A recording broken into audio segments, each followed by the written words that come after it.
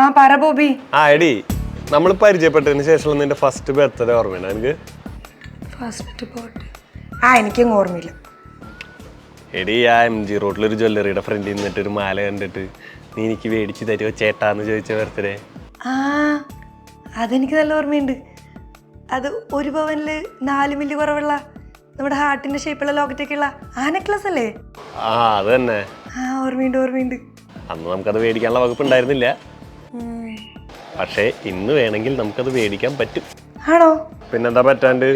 ഞാനിപ്പോ ആ ജ്വല്ലറിയുടെ ഫ്രണ്ടിലാണ് നിൽക്കുന്നത്. എന്തിനാ ഷോപ്പിന്റെ മുമ്പിക്കണേ? ആ അത്തേക്ക് കയറി ചെല്ലു ബോബി. നിന്റെ ബർത്ത്ഡേ എന്നായിരുന്നു?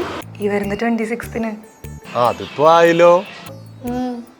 ഈ പ്രാവശ്യം നിന്റെ ബർത്ത്ഡേക്ക് നമ്മൾ രണ്ടുപേരും കൂടി MG റോഡിലേക്ക് വരുന്നു. MG റോഡിൽ വന്നിട്ട് ഈ ജ്വല്ലറിയുടെ ഫ്രണ്ടിൽ കാർ പാർക്ക് ചെയ്യുന്നു.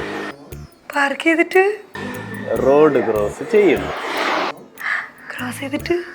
റോഡ് ക്രോസ് ചെയ്തിട്ട് ആ ജ്വല്ലറിയുടെ ഓപ്പോസിറ്റുള്ള ചായക്കടയിൽ നിന്ന് ചായയും മുളക് ബജിയും കഴിക്കുന്നു. നിന്റെ ബർത്ത്ഡേ അടിച്ചു പൊളിക്കുന്നു.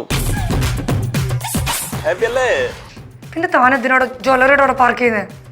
ഇടി ചായക്കടയ്ക്ക് പാർക്കിങ്ങിലിടി. ഇവിടെ ആകെ പാർക്കിംഗ് ഈ ജ്വല്ലറിയുടെ ഫ്രണ്ടിലാ. ഓ താനങ്ങോട്ട് വാ, തനിക്ക് വെച്ചിട്ടുണ്ട് ഒരു സുഖം.